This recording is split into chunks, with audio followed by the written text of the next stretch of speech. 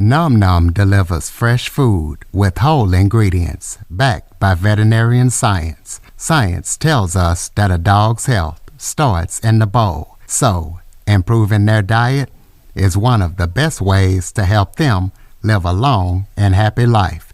Nom Nom's food is full of proteins your dog loves and the vitamins and nutrients they need to thrive. All you have to do is order, pour, and serve. Ready to make the switch to fresh?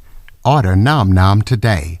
Go to https://trynom.com/curveball and get 50% off your first order plus free shipping. That's https://trynom.com/curveball. Plus, Nom Nom comes with a money-back guarantee.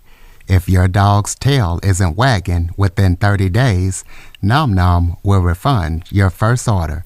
No fillers, no nonsense, just Nom Nom. Welcome to the Living the Dream podcast with Curveball. If you believe, you can achieve.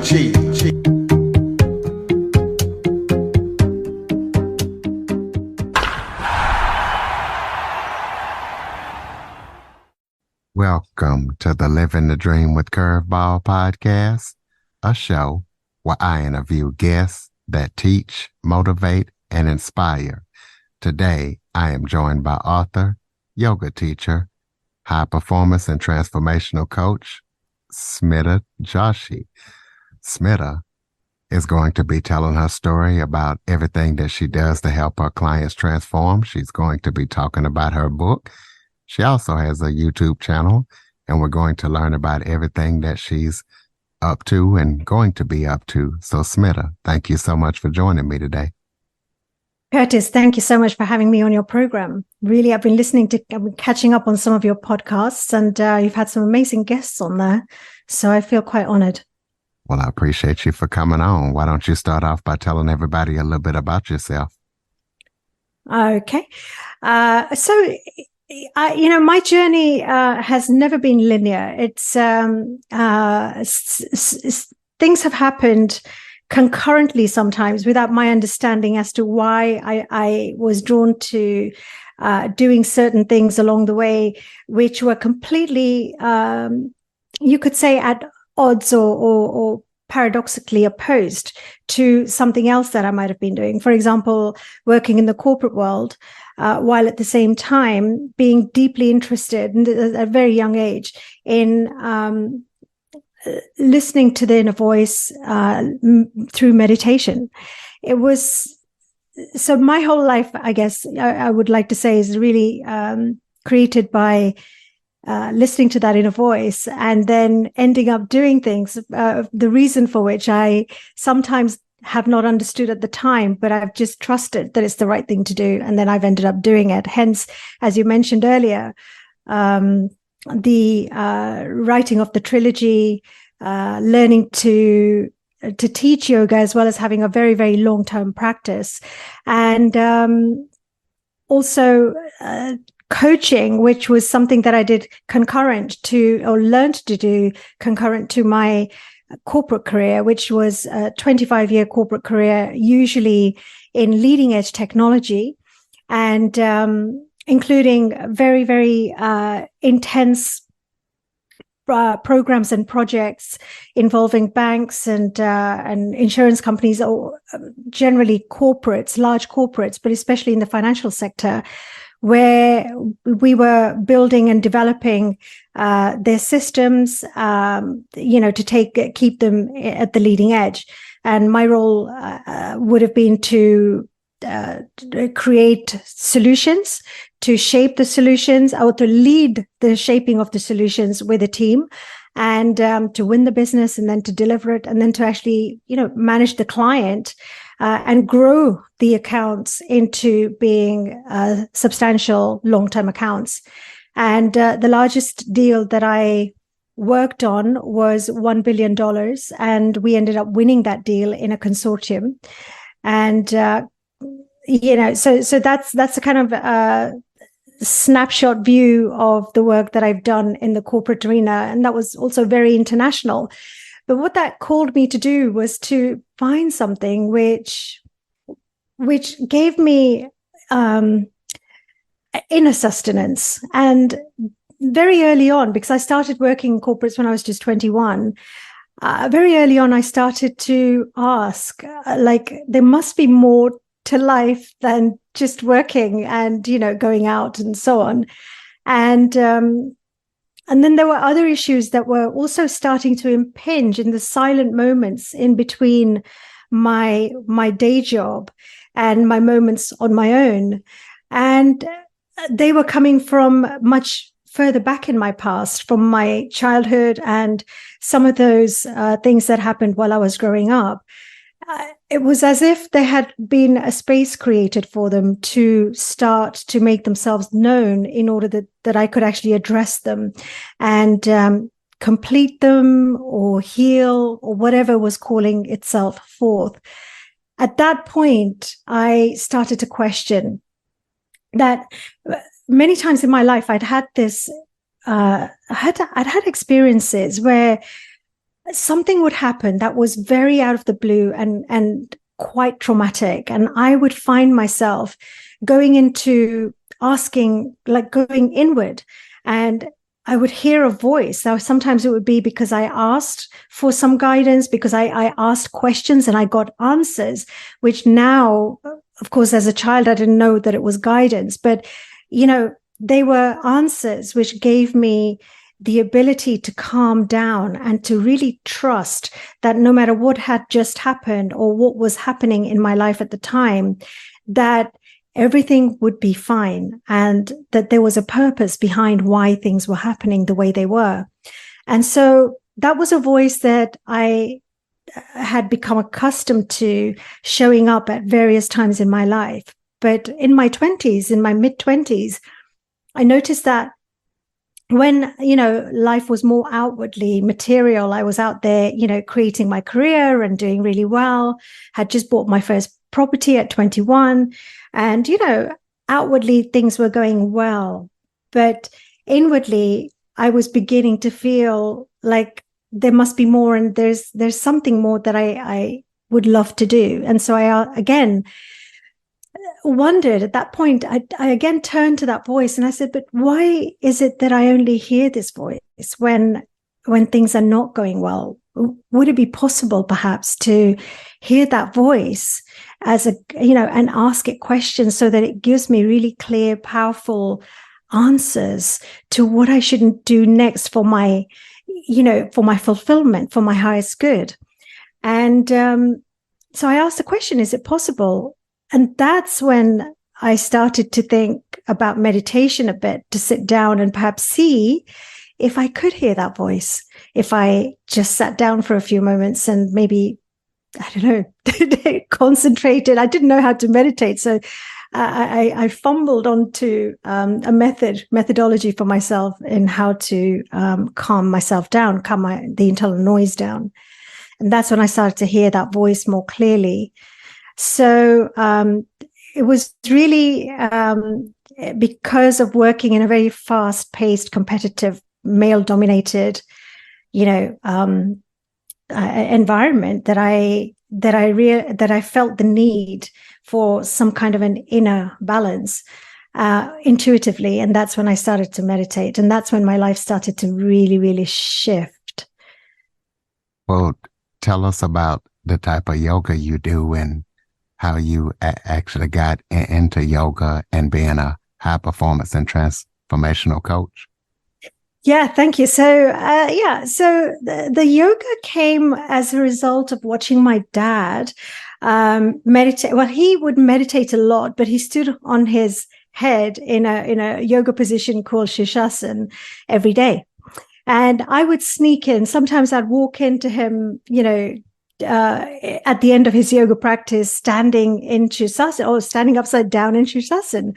So I'd be fascinated by that. Now, it never so transpired that my dad taught me to do yoga, but later on, when I was about 12, I I used to go to the library every weekend to get new books out because I loved reading. And one day I came across a book with all these yoga postures, which really fascinated me. So I brought that home and I started to try to do the postures for myself. So you could say that at least my interest and my sort of, playing around, messing around with yoga as in asanas, the physical side of yoga, started when I was 12 or so. And then it wasn't really, I looked for teachers, later on when I lived on my own, and yoga wasn't a thing back then. And there was only one or two people around, different parts of London that taught it. And I went to see them, didn't really gel. But it was not really until 2009 when I met my first really inspiring yoga teacher. She totally transformed it for me. It was a lady called Shiva Ray.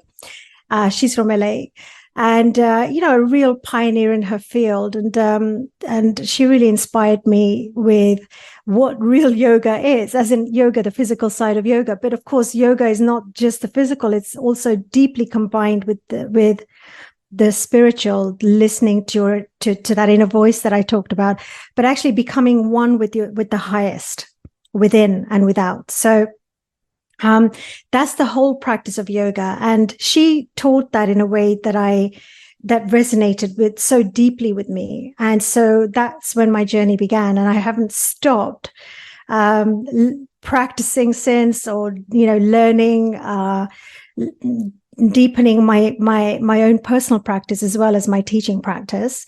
So yoga has really been very much a foundational aspect of my life. And even during my international corporate days, I would take either my yoga mat with me, or I would literally just meditate. And meditation has been a prime fixture in my daily life since my mid-20s, really.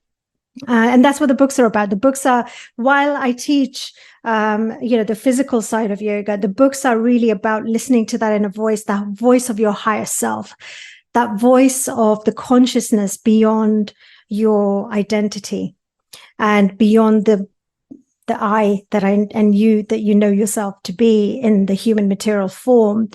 Because the ancient Indian sages and the sacred texts have always said that that's just the scratching of the surface of who you are. That is just a temporary form which you have taken on in order to learn various facets of your vast, to become conscious, rather, to become aware, and to use the various facets of your vast consciousness that you are.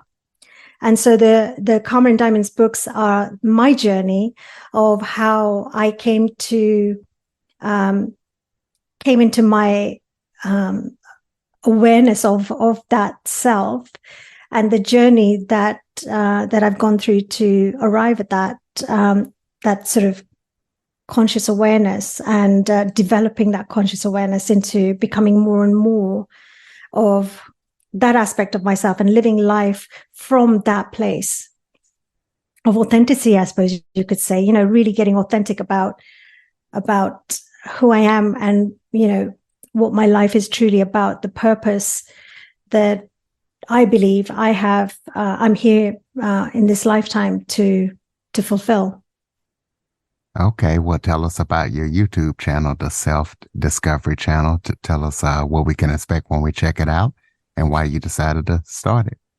Yeah. So again, something that happened as a synchronicity in 2011, when podcasts were not quite there yet. I was interviewing on behalf of a Sky channel,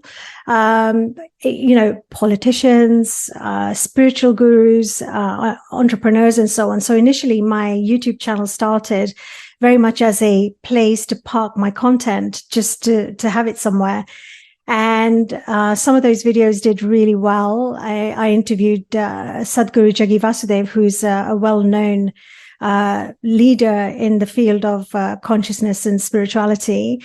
And so, and then some others followed. So I just kind of went with what was coming in my direction at the time. And then over the last year or so, prior to that, I had this this real desire to want to create my own content. And recently, over the last year, I've started to create my own content. So the Self-Discovery channel is very much in being consistent with the theme of the books, which is the Karma and Diamonds are a journey of self-discovery across continents and lifetimes.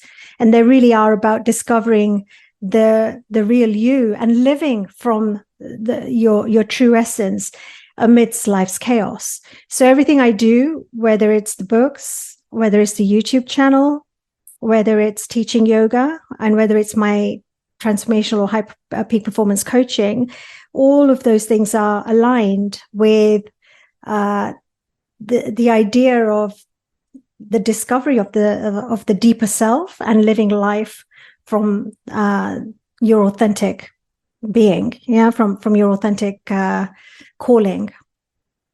Well, talk about karmic relationships. Explain what they are, and talk about, the grip of them and what people need to do to heal them. So we have relationships in any case. And then there are some relationships which are very sticky. Would you agree? I would definitely agree. I think we deal with those kind of relationships in our personal and professional life on a daily basis. Exactly. And sometimes so karmic relationships, what I call karmic relationships, are those relationships which are repetitively difficult to understand or to work through. And invariably, the distinguishing feature of karmic relationships is that they challenge you, and then on the other side of that, they give you your most profound learning. So anything that gives you a profound learning is likely to be challenging, and sometimes we want to run away from it. Sometimes we the solution we think is to call it a day and to move on, only to discover that we've hit the same pattern of issues with another person in another body, but the dynamic remains pretty constant. So the challenge is then, how do you break the dynamic? How do you actually find a way to see what it is that life wants you to get, to learn, to evolve into? And also, one of the key elements of it, which I think most people are prone to overlooking because it's just not something that we talk about very much, is how do you complete that dynamic and also your relationship with those individuals, so that you can truly, truly, truly put a full stop, like a total period, and create a future from the future that is so completely different, so unpredictable in that current scenario.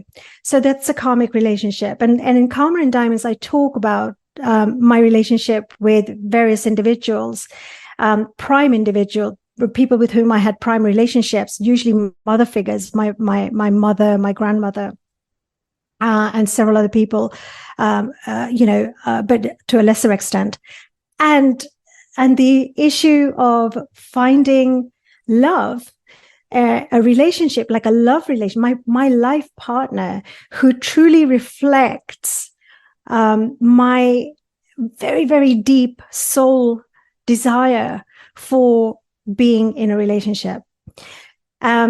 So what happens, the other thing about karmic relationships is that they really, unless you can resolve them, you can really bring closure to them, you can't move into what you truly deserve and want, because in a sense they act as a blocking feature. You've got to find, you've got to find a way to resolve that pattern, that dynamic. So in a karmic relationship, it does call you, and this is where my transformational coaching comes in. is to truly look at what are the patterns in that in certain relationships calling you to realize about yourself. What are they asking you to give up? What are they asking you to give to the other? And sometimes we can't give to another person because the relationship is so tumultuous or just not in a place where you can actually talk things through with them.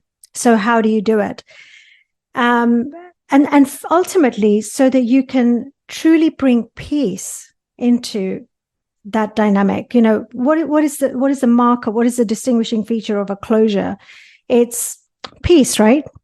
You're at peace with that thing that you're battling with, or that feels so challenging and difficult and unacceptable at some level.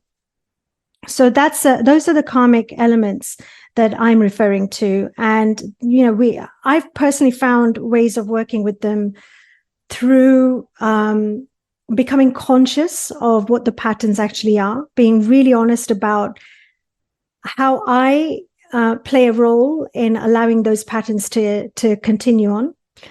How do I feed those patterns and the dynamic? And what exactly is it that life wants me to get? Sometimes it's learning to set boundaries. Sometimes it's learning to forgive. Sometimes it's learning to let go and surrender. Sometimes it's and letting go also of a relationship. So it could be various things for various people, depending on what the dynamic is. So the karmic relationships are those that really they're like somehow we're riveted in being in those relationships when they are least good for us. And so how do we break away from those, but not just stepping away so that we keep repeating the pattern elsewhere, but so that we completely bring peace to them through closure that is permanent. And then we're able to look to the future and create a space for something completely new and fresh, hopefully fulfilling. So you already talked about your books. Do you have any other further comments on the books for the listeners?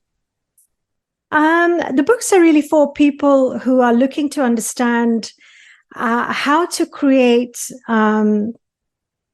beautiful relationships, and particularly the one relationship, because the third book really deals with my breakthroughs where I was attracting men who were emotionally unavailable, sometimes unavailable in general, and I found myself falling for them.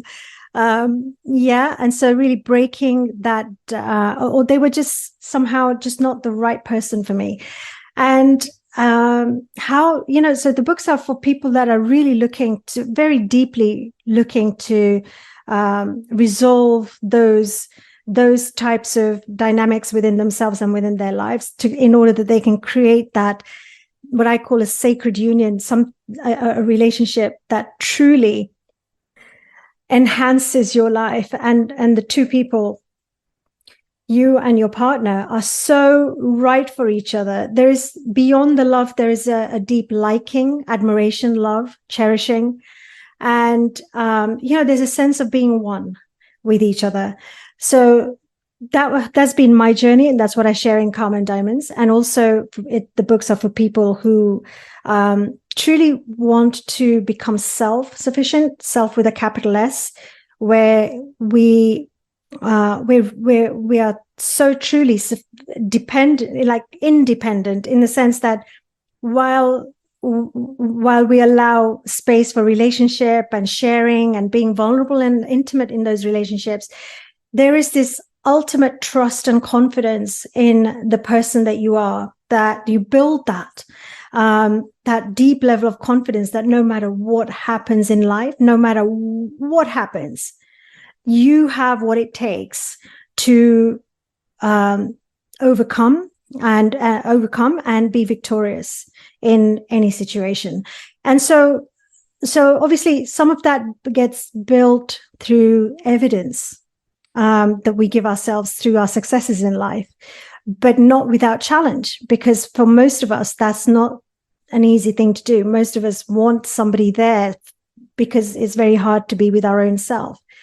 So the books are really about the journey that I personally underwent, but also it's written in a way where you, the reader, can actually find yourself in that journey for yourself in your life, for where you are now.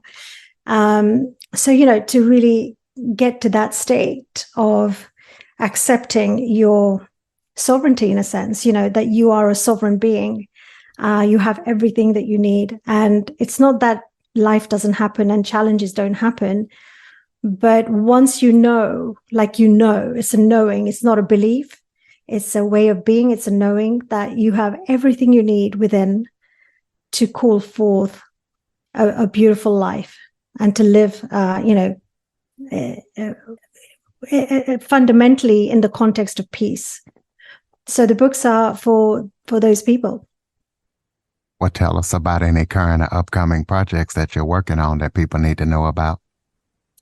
I right now am really interested in creating content for my Instagram, for my YouTube, for TikTok. And I do that in two ways. So I stopped interviewing for a while, but I've started again interviewing, some amazing teachers and masters across the world. On my channel, you'll see a few that I've recently interviewed, and I've got some coming up. That's what's really calling me forth at the moment. So I really invite people to look out for my articles on Medium, join my newsletter through my website, or just messaging me at info@smitajoshi.com or support@smitajoshi.com, and checking out the website. I've also got meditations that I've built, recorded rather, the studio recorded in the same place where we recorded my books for Audible audiobooks, and the meditations go with the various journeys in the book, in the three books. So there'll be journeys such as when I share my experiences of swimming with wild dolphins off the coast Pacific off the coast of Hawaii in the Pacific Ocean. I had the most incredible encounters with dolphins there, literally out in the wild. And so I've created a meditation that, you for yourself, when you're reading that chapter, can have a sense of being guided into swimming with the wild dolphins off the coast of Hawaii, or meditating in a cave in India, just off the Ganges, in Rishikesh, where one of the 7 sages who are the core, so who created the core of the work, the sacred texts that are being shared everywhere across the world these days in different guises, where he himself used to meditate. Powerful experiences. So, I've meditations that go with the books.